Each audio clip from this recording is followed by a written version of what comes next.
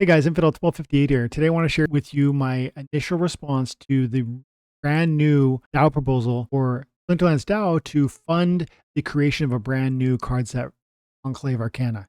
So the DAO would be using our funds to get the team to produce this amazing new set, and it has all kinds of interesting implications. There's multiple pack options with different entry points, and this would have implications for card supply and maybe future price evaluation on those assets.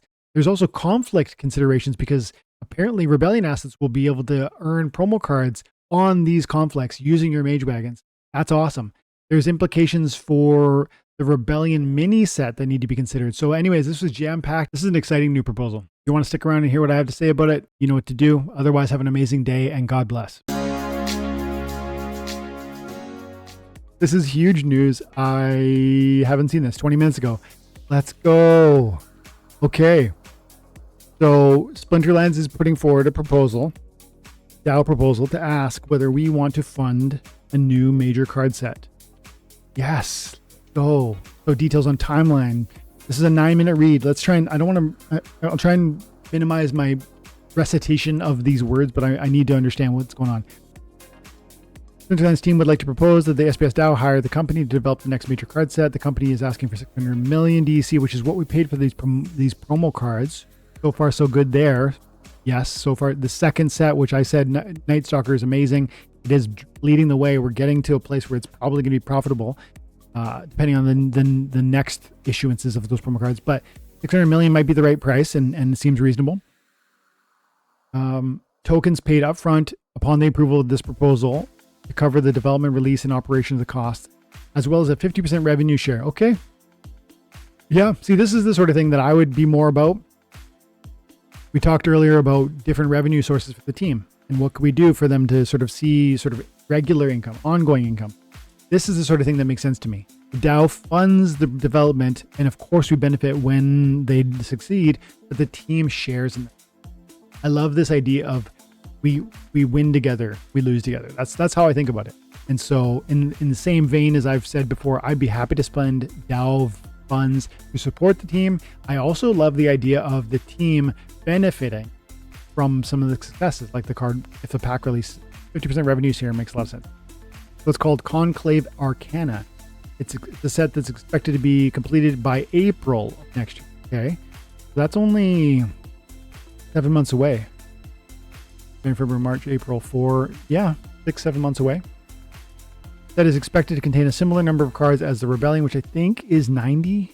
With the card design, stats, etc., as well as other details not expressly specified in this or future DAO proposals being determined by Splinterlands Company. So being determined by Splinterlands Company is the normal process. Yeah. I think that makes sense. I've heard recently, like, well, if the DAO is paying for things, we should have input on what the cards look like. I don't agree. Our input is, do we want to support the company and their vision and their team? That's our question. And by the way, if we try to invite 5,000 cooks into the kitchen, that's going to be a huge nightmare. So I like the team being in charge of the stats as per usual. Conclave packs. In addition to the standard booster packs, we plan to offer 3 types of packs for Conclave set. Interesting. First, the standard booster packs are planned to cost 4,000 DEC, or credits, with no bulk purchases. Good. And will contain a typical 5-card randomly selected set. Yeah, great. With the same chances of receiving card of each rarity. Yeah, okay, so that's normal. Legendary packs. The first new type of pack will be a legendary pack, which contains 5 cards, with one of those being guaranteed to be a legendary rarity. Interesting. This pack is planned to cost 24,000 DC. Hang on.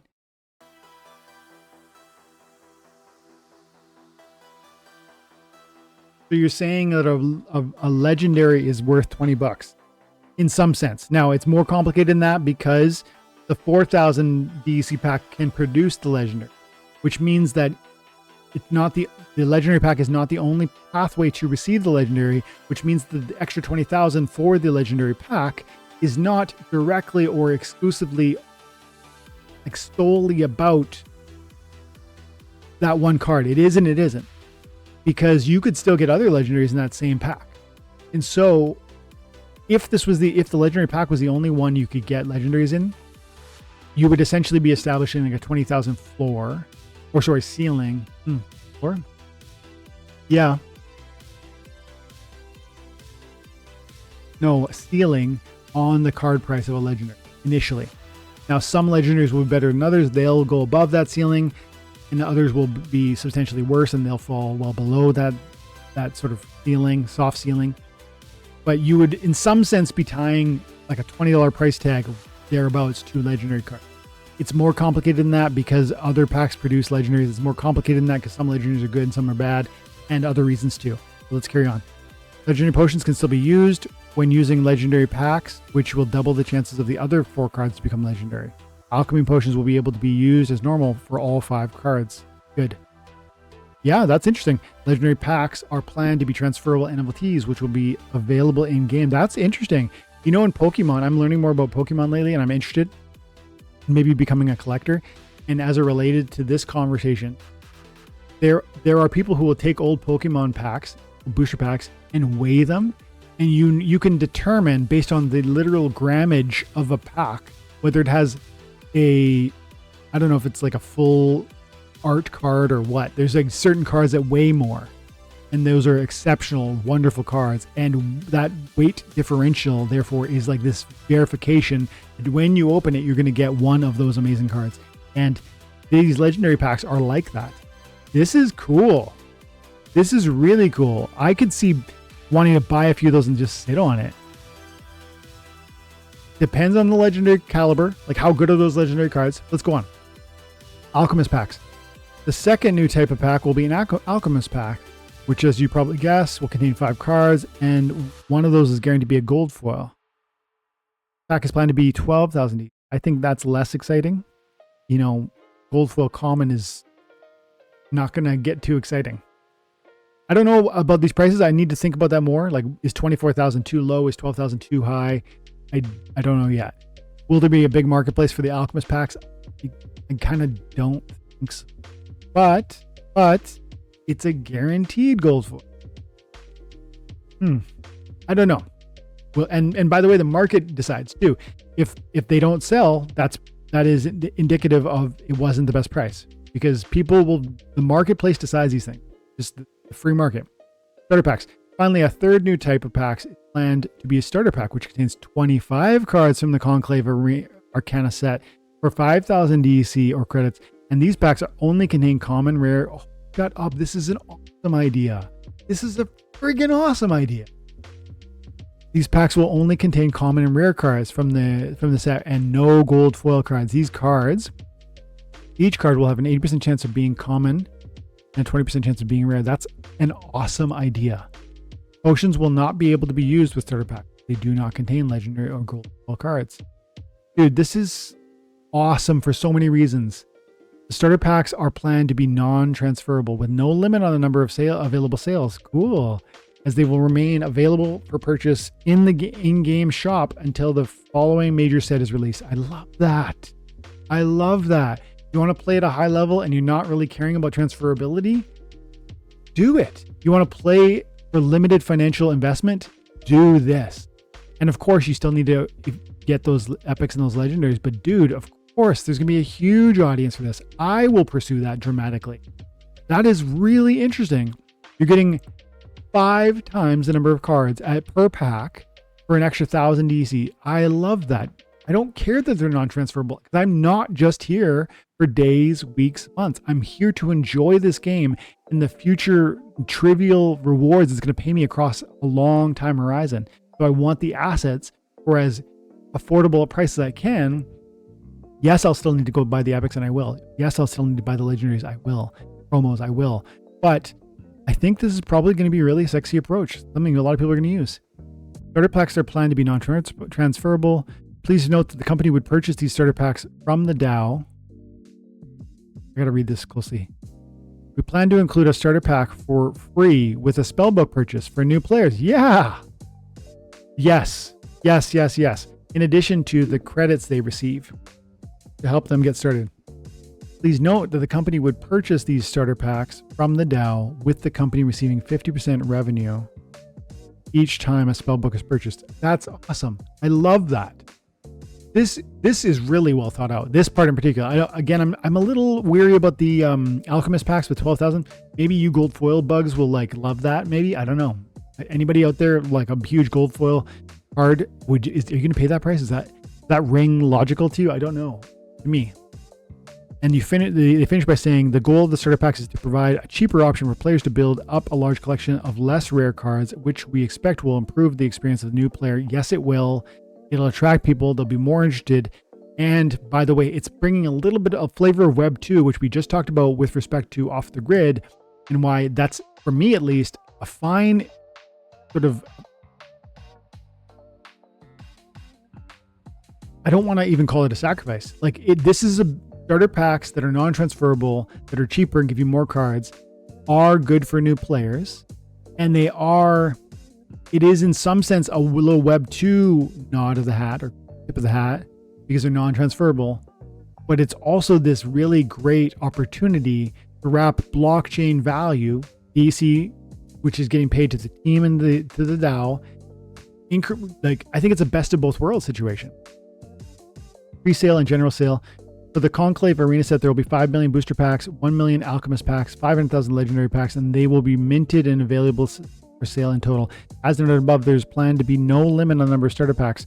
That's really interesting. I love that, in fact. It means it has implications that we haven't talked about, and I need to say, if there's an unlimited starter pack set, it will mean that the commons and the rares from the regular booster packs are less valuable. I know that the starter packs are non-transferable and that those cards are non-transferable, but that still means a certain appetite for commons and rares will be substantially, meaningfully satisfied by the easy access, the cheap access provided by the starter packs.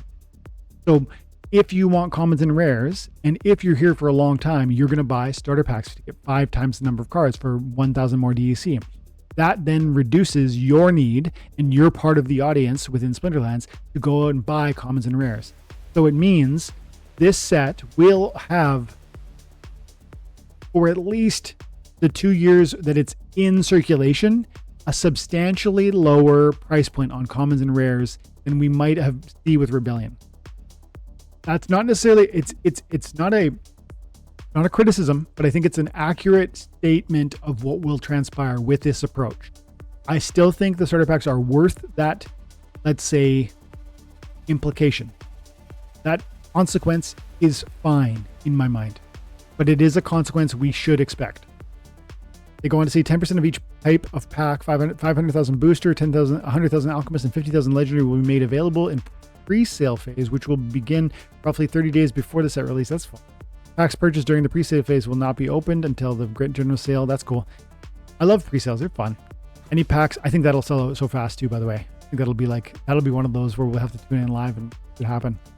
Any packs allocated to the pre-sale phase that are not sold will be burned. When the pre-sale phase ends, please note that the starter packs are not planned to be available in the pre-sale phase. That makes sense.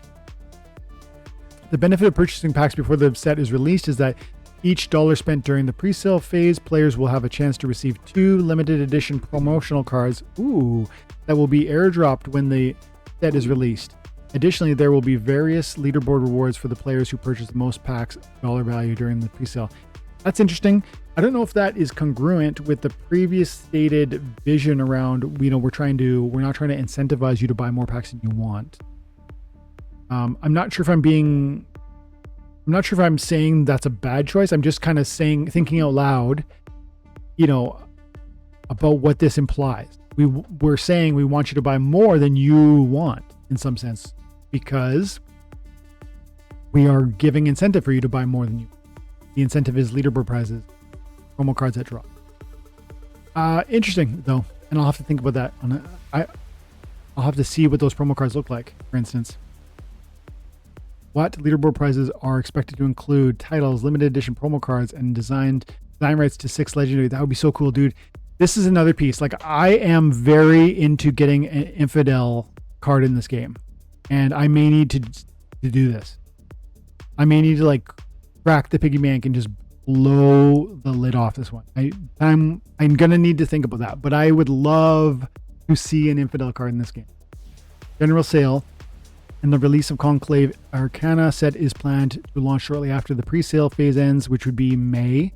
I understood that correct. So April is when it would launch, pre-sales 30 days, and then May would be the full. At which point players would have an opportunity to purchase the remaining 90% of the booster packs, and starter packs will be infinite.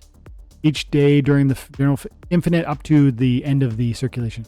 Each day during the general sale, if fewer than 15,000 packs are sold, 3,000 alchemists and 1.5 legendaries, some will get burned, right? Or 90% of the remaining packs will be burned, 10% go to the DAO. I love that.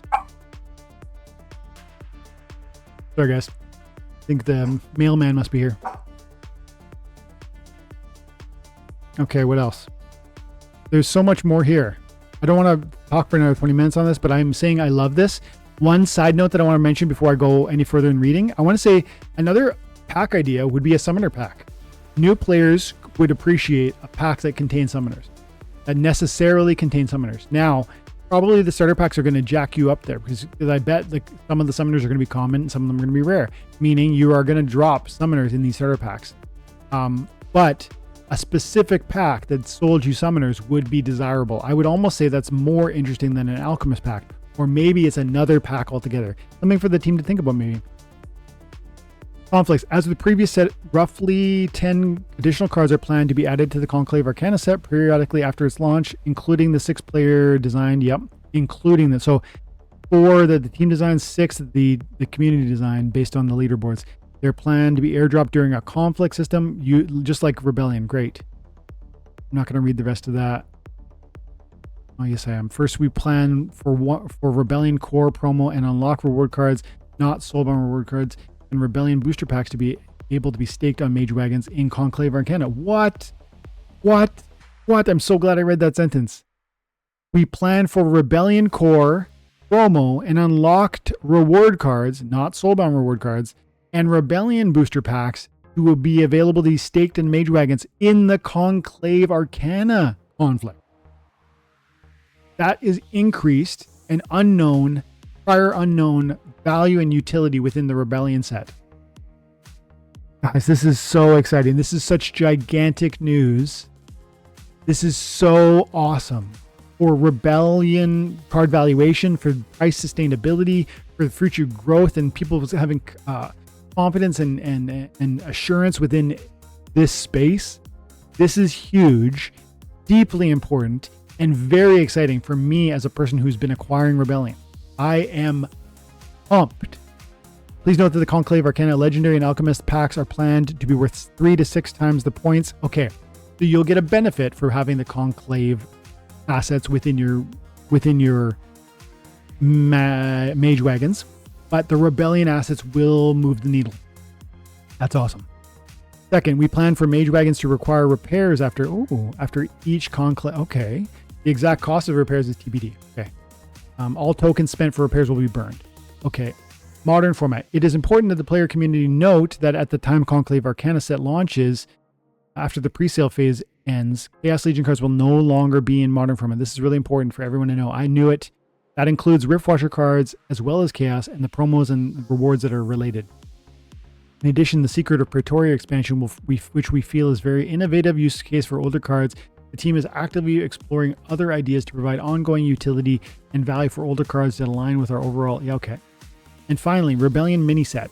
The team has gone back and forth over whether or not to do a mini set. We have done previous sets in the past. Initially, we stated that we plan to do a mini set for Rebellion, but we more recently have considered trying to launch one before the end of 2024 as a way to increase the demand for the token and bring in more capital for the company, the ecosystem. With recent expense reductions, we have made the relative success of the current Hall of Legends promo card, and assuming the DAO approves this proposal or similar one, to cover the development cost of the next major set, we believe that the best path forward for both the company and the community would be to skip the Rebellion mini set. I agree. Okay. If the SPS stakeholder community would instead prefer to do a Rebellion mini set later this year, I don't think they do.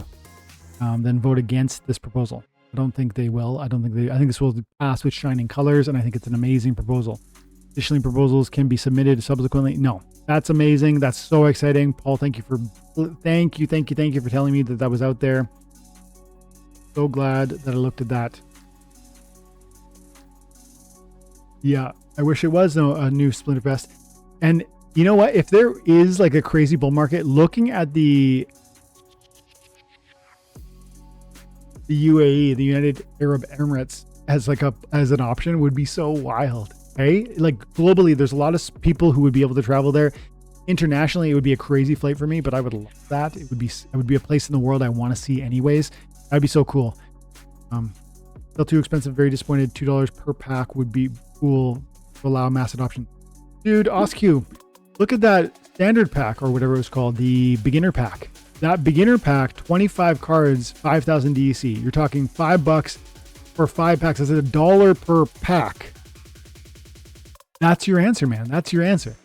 And that is going to appeal to that audience you're trying to fight for, you're trying to defend, you're trying to sort of open a door for, because you want to see available assets and options for the sort of the new person who wants to get started and who's interested and who doesn't want to spend $5 or $4 a pack or $24 a pack. Yes, I get it. That is the option. It's literally 1,000 DEC for 5 cards, and they will be common and rare, which by the way, most packs are. Unless you're buying 1,000 packs, you are mostly going to get, unless you're buying 100 packs, you are mostly going to get commons and rares, right? You're going to get the occasional epic, but you're going to get maybe one legendary in 300 packs, right? So if we're talking about small fish, this is it, man. That standard pack for 25 cards in there, both common and rare. That is an amazing deal. I know they're non-transferable.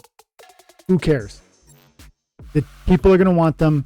The team is going to sell tons of them. I'm going to buy them. And that is a door open for the player that I think you're trying to fight for, Rescue. Frisbee's trees, good time and attention today. Epic packs would be epic. Yeah. Rescue, we need to pay for repair our wagons each future Arcana conflict. Wow, what a horrible idea. Pay constantly to receive airdrops. We want burn mechanics though. I know, you're feeling nickeled and dimed. In part, it's because we got our asses handed to us over the last 3 years with respect to chaos assets. But if we create burn mechanisms, we drive DEC closer to bag. If we create burn mechanisms for SPS, we drive SPS to higher valuation. This is part of the future of how this game will continue to execute on its proposed vision.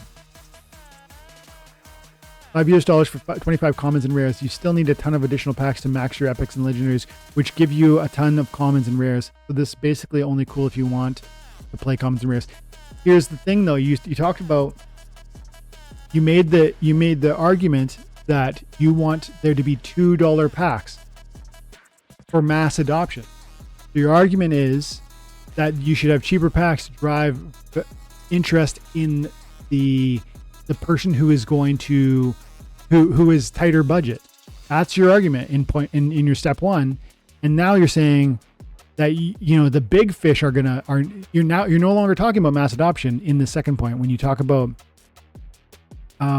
you're going to need to go out and buy more packs. Well, that's because you want to play a diamond.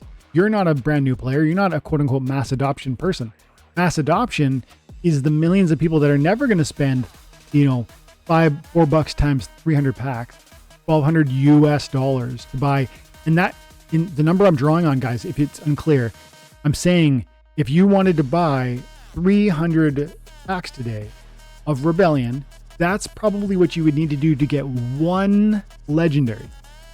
One gold foil legendary. I don't know what the legendary drop rate would be. There'd be numbers on that. Maybe you'd get 20, 30. So I'm making the point that it's people that were willing to spend 1,000, 2,000, 5,000 on packs that are going to be those individuals that are going to be, I guess, concerned about access to those legendaries and those epics. Everybody should want them. And everybody who loves the game and wants to be here for a long time horizon will want them. But this is that doorway that you alluded to. you're making two different points. You're saying, on the one hand, you're saying we want to price them appropriately for mass adoption. And then we're saying, but we also want to price them appropriately so that the big fish, the whales, can afford the full set. And you're right. We do want both. And I think that's what we're seeing here. You don't need to buy those, but you could buy those. And you probably will buy those because you, as a person who plays at the highest level, and me too, are going to want to get the most number of commons and rares for the least dollar investment. And yeah, you're going to almost acknowledge that those are not going to be transferable in the future.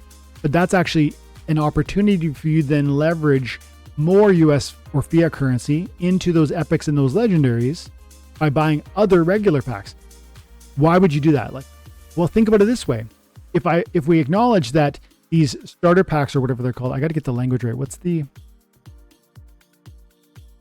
starter packs? If we acknowledge that starter packs are going to increase the frequency and the print rate and the supply of commons and rares, it will. This is a fact. There will be a way more commons and rares in the Conclave set than it's going to be totally disproportionate. Yes, the starter packs are non-transferable, but starter packs will satisfy most people's concern and desire for commons and rares. So what I'm saying is there will be a lower price on all commons and rares from this set because of this mechanic. In one hand, you might say that's bad because I want my commons and rares to hold value. Okay, but what that's going to mean is you're not really going to look. The new way of playing this is this. This is the in-game mechanic, or the game within the game, that I'm seeing already as I imagine this unfolding. Anyone who takes this game seriously and wants to play it at the highest level, Oscu included for sure, myself included for sure, we're going to buy as many starter packs as we need to get our commons and our rares to that high level. They're never going to be transferable, and that's okay, because even if they were transferable, you bought the regular packs, and you had commons and rares that sold from the regular packs, they're going to be so low in valuation. You should stop thinking about the commons and rares as being this sort of access to future value. They're only an access to future value in that they allow you to win. So you need to acquire them, and you need to do so cheaply because they're not going to carry value. Know that that's happening. That's literally the unspoken thing that's happening when you agree to sell starter packs. And some will think that's bad. I'm saying it's exciting. It's an open door for new players. It is a pathway to mass adoption. And it's also okay for us as old players who want max sets for minimum cost. I'm seeing in you attention because you want cheap packs for new players and you want cheap full sets for old players. And this is both of that. And I don't see how you don't agree with that. But I guess the downside, if I'm being as sort of even keeled as I can, this will make commons and rares dirt cheap because these will sell, and those who use these won't care about transferable units. They'll have their own soulbound version, and they won't care that they could go buy one from the marketplace, so they won't. And those prices will drop. They'll be dirt cheap.